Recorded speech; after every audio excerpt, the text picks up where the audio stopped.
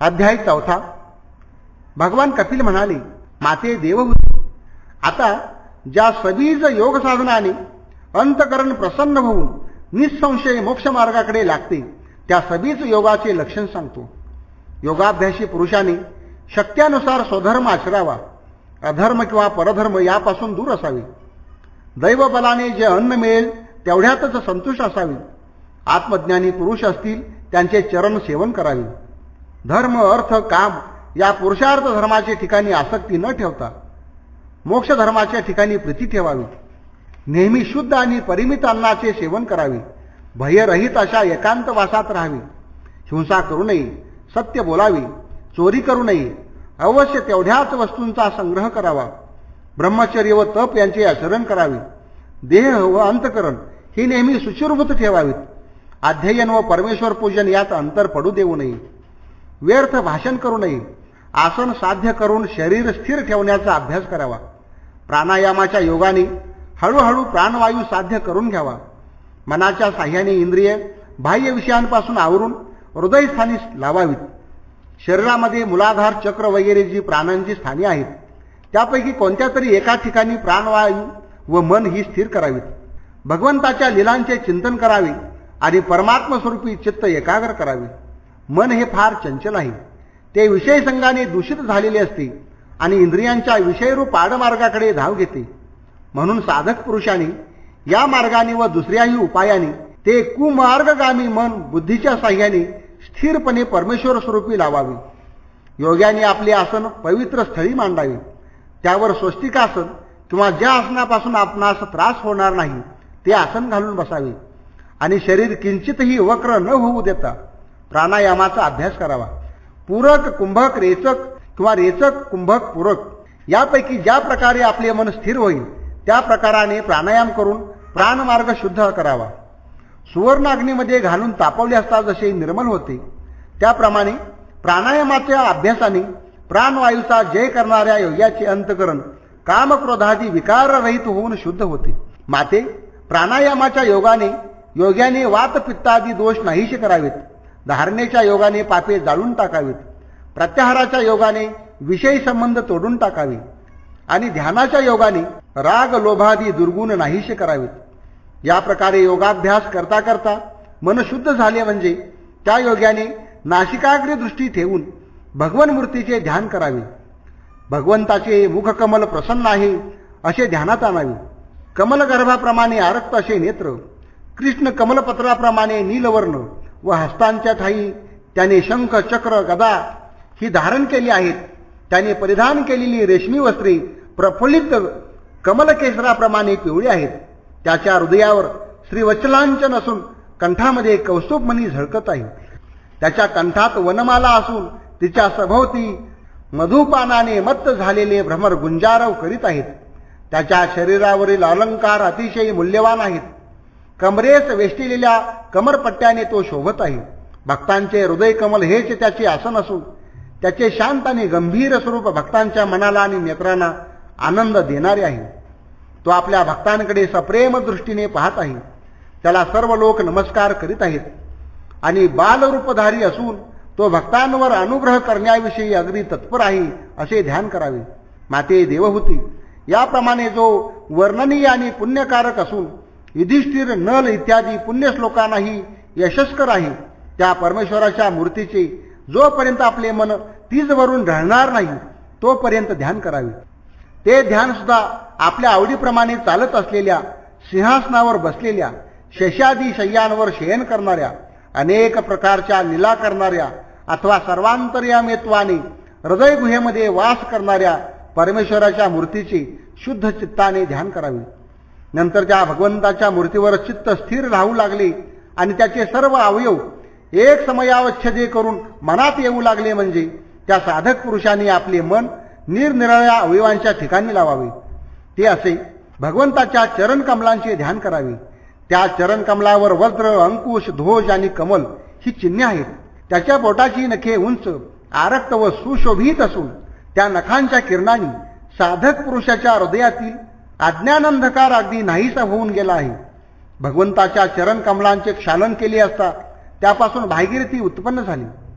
ज्या भागीरथीचे उदक मस्तकी धारण केले असता प्रत्यक्ष शंकरालाही अत्यंत सुख झाले. भगवंताचे चरणकमल म्हणजे पुरुषाच्या अंतकरणातील पापरूपी पर्वताचा नाश करणारे वज्रच होय. अशा त्या भगवंताच्या चरणकमलांचे पुष्कळ वेळ ध्यान करावे. नंतर जन्म मरणातीत अशा त्या परमेश्वराच्या जंघाद्वयाचे ध्यान करावे. ते जंघाद्वय विश्वकर्त्या ब्रह्मदेवाची माता होय. सर्व देव श्री लक्ष्मीला वंदन करतात. ती लक्ष्मी सुद्धा भगवंताच्या पोटऱ्या आपल्या मांडीवर घेऊन पल्लवाप्रमाणे आपल्या कोमल हाताने त्यांचे सेवन करीत असते. नंतर भगवान गरुडारूढ असता गरुडाच्या स्कंदावर शोभायमान होणाऱ्या त्यांच्या मांड्यांचे ध्यान करावे. त्या मांड्यांचा बलास आधार असून जवसाच्या फुलांप्रमाणे त्या श्यामवर्ण आहेत. नंतर भगवंताच्या कटी प्रदेशाचे ध्यान करावे. त्या कटी प्रदेशाभोवती उंची पिवळा पितांबर नेसलेला असून तो घोट्यापर्यंत खाली लोंबत आहे आणि त्यावर कमरपट्टा शोभत आहे. भगवंताच्या उदरात सर्व भुवने आहेत. अशा त्या उदराच्या मध्यभागी असणाऱ्या नाभीरूप विवराचे ध्यान करावे. त्या नाभीपासूनच स्वयंभू ब्रह्मदेवाचे उत्पत्ती स्थान जे सर्व लोकरूपी कमल ते उत्पन्न झाले. नंतर त्या भगवंताच्या स्तनांचे ध्यान करावे. ते पाचूच्या मण्यांसारखे असून गळ्यातील हारांच्या कांतीने गौरवर्ण दिसत आहेत. नंतर त्या योग्याने भगवंताच्या वक्षस्थलाचे ध्यान करावे. त्या वक्षस्थलाच्या ठिकाणी लक्ष्मी वास करीत असून ते भक्तजनास आनंद देणारे आहेत. नंतर भगवंताच्या कंठाचे ध्यान करावे. त्या कंठाच्या ठिकाणी भगवंताचे भूषणाकरता कौस्तुभमणी धारण केला आहे, पण त्या कौस्तुभमण्याला सुद्धा भगवंताच्या कंठाने शोभा आली आहे. नंतर भगवंताच्या बाहूंचे ध्यान करावे. ते बाहू म्हणजे सर्व लोकपालांचे आश्रयस्थान होईल. त्या बाहूंचे ठिकाणी धारण केलेली भूषणे फार उज्ज्वल आहेत. नंतर ज्याचे तेज शत्रूस असह्य आहे व ज्याला हजार पाकळ्या आहेत अशा भगवंताच्या चक्राचे ध्यान करावे. नंतर भगवंताच्या पांचजन्य शंखाचे ध्यान करावे. तो शंख भगवंताच्या हस्तकमलाच्या ठाई राजहंसाप्रमाणे शोभून दिसतो. नंतर भगवंताच्या कौमोदकी गदेचे ध्यान करावे. ती गदा मोठमोठ्या शत्रूंच्या रक्ताने लाल झाली असल्यामुळे शोभत आहे. नंतर भगवंताच्या कंठातील वनमालेचे ध्यान करावे. तिच्या वासाला लुप्त झालेल्या भ्रमरांची तीच सभोवती गर्दी आहे. नंतर शुद्ध चैतन्य रूप जीवाप्रमाणे जो निर्मल आहे अशा कौस्तुभ मण्याचे ध्यान करावे. नंतर जो भगवान भक्तांवर दया करावी म्हणून या लोकी अवतार घेतो त्याच्या मुख कमलाचे ध्यान करावे. त्याची नासिका सरळ असून कानातील हलणाऱ्या मकाराकार कुंडलांची प्रभा त्याच्या गालांवर पडल्यामुळे त्याचे मुख फारच शोभायमान दिसत आहे. त्याचे नेत्र काळेभोर असून मत्स्याकृती आहेत व त्यावर कुरळे केस असल्यामुळे लक्ष्मीचे निवासस्थान जे कमल त्याशी ते स्पर्धाच करीत आहेत की काय असे भासते आहे. त्या नेत्रावरील भुया स्फुरण पावत आहेत. अशा त्या मुखकमलाचे योग्याने निरालसपणे एकाग्र ध्यान करावे. नंतर परमेश्वरास आपली अधिक दया येऊन तो आपल्याकडे सप्रेम दृष्टीने अवलोकन करीत आहे असे पुष्कळ वेळपर्यंत पाहत राहावे. नंतर त्या सकल दुःखहर्त्या भगवंताच्या हास्याचे ध्यान करावे. त्या हास्याच्या योगाने भगवत भक्तांचे दुःख शोक वगैरे सर्व नष्ट होऊन त्यास सुख होते. नंतर भगवंताच्या भ्रुकुटी मंडलाचे ध्यान करावे. मदनाने साधक पुरुषाला पीडा देऊ नये म्हणून त्या मदनास मोहित करण्याच्या हेतूने भगवंताने हे भ्रुकुटी मंडल आपल्या मायेपासून निर्माण केले आहे. नंतर ती भगवन मूर्ती मोठ्याने हसत आहे असे त्या योग्याने ध्यानात आणावी. हसत असता अधरोष्टाची बरीच कांती दातांवर पडल्यामुळे कुंदकळ्यांसारखी असलेली ती दंतपंक्ती किंचित तांबड्या रंगाची दिसत आहे. हे हास्य ध्यान सुंदर असल्यामुळे तेव्हाच ध्यानात येईल. याप्रमाणे प्रेम रसाने ओतप्रोत भरलेले आपले अंतकरण भगवत स्वरूपी जडले म्हणजे मग त्या व्यतिरिक्त कोणतीही वस्तू पाहण्याची इच्छाच धरू नये आणि तेथून मन चढू देऊ नये. या प्रकारच्या ध्यानमार्गाने परमेश्वराच्या ठिकाणी प्रीती उत्पन्न झाली म्हणजे भक्तियोगाने त्या योग्याचे अंतकरण तद्रूप होऊन जाईल. त्याच्या अंगावर रोमांच उठतील व प्रेमातिशयाने त्याचे अंतकरण सद्गदित होऊन त्याच्या नेत्रातून आनंदाश्रूचे पूर वाहू लागतील. असे झाले असता त्या भगवन मूर्तीवरून त्याचे चित्त हळूहळू सुटत जाऊन परमानंद स्वरूपी रममान होईल. परमानंद सुखाचा अनुभव मिळाला म्हणजे शब्द स्पर्शाधिक विषयांचा कंटाळा आलेला असतो. नंतर ध्यानाचा विषय नाहीसा झाला की मनाचा आश्रय सुटतो आणि ते आश्रयरहित झालेले मन अग्नी जसा काष्टे संपली म्हणजे मोठ्या अग्निरूपाला जाऊन मिळतो त्याप्रमाणे ब्रह्मस्वरूपी लय पावते. अशी स्थिती झाली म्हणजे ध्येय व ध्याता हे विषय नष्ट होतात व तो पुरुष अखंड अशा आत्मसाक्षात्काराचा अनुभव घेतो.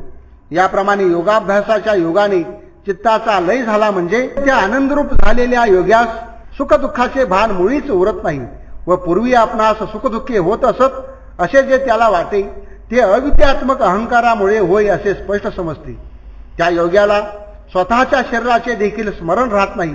ज्याप्रमाणे मद्यपानाने धुंद झालेल्या मनुष्यास आपल्या कमरेस वस्त्र आहे किंवा नाही याचे देखील स्मरण नसते, त्याप्रमाणेच आत्मानुभवाच्या परमानंदात निमग्न झालेल्या त्या योग्याला देह बसला आहे किंवा उठला आहे, दैवबलाने एका जागेवरून दुसऱ्या जागेवर गेला आहे किंवा त्याच ठिकाणी आहे वगैरे कोणत्याही गोष्टीचे स्मरण नसते.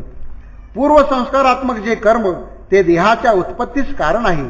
ते कर्म जोपर्यंत आहे तोपर्यंत इंद्रियांसह हा देह चालतोच, परंतु अज्ञानावस्थेप्रमाणे योगी त्याचा अभिमानाने स्वीकार मात्र करीत नाही.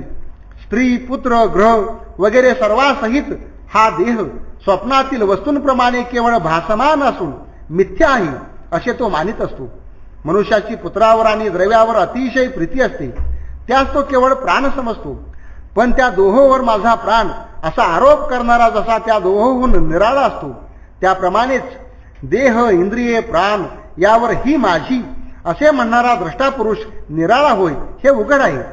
ठिणगी, पेटलेला कोळसा, कोलीत इत्यादिकास लोक अग्नी असे म्हणतात.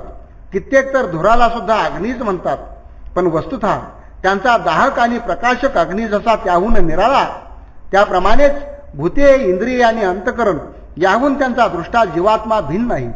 जीवात्म्याहून त्याचा द्रष्टा ब्रह्मसज्ञक निराळा आणि प्रकृतीहून तिचा चालक भगवान निराळा होय. उद्भिज, स्वेदज, जारज आणि अंडज हे चतुर्विध प्राणी निरनिराळे भासतात खरे, पण त्या सर्वांच्या ठिकाणी महाभूते वास करीत असल्यामुळे महाभूत रूपाने ते जसे एकच आहेत, त्याप्रमाणे स्थावर जंगमात्मक सर्व भूतांच्या ठिकाणी उपादान कारणाने वास करणारा आत्मा आणि कार्यरूपाने आत्म्याच्या ठिकाणी असणारी भूते एकच होत. जळणारे लाकूड, आखूड, लांब, वाकडे जसे असेल तसे अग्नीचे स्वरूप निरनिराळे दिसते, पण वस्तुतः अग्नी जसा एकच असतो, तद्वतच निरनिराळ्या देहांमध्ये वास करणारा आत्मा एकच असून केवळ देह स्वभावाच्या भिन्नत्वामुळेच अनेक प्रकारचा भासतो. हे माते, ही विष्णूची माया असर्क्य आहे. हिच्यामुळेच जीवास बंधन प्राप्त होते. योग्याने विचाराच्या योगाने या मायेचे निवारण करून स्वस्वरूपी स्थित असावे. या ठिकाणी श्रीमद भागवतांतर्गत कपिल गीतेचा 4था अध्याय समाप्त झाला.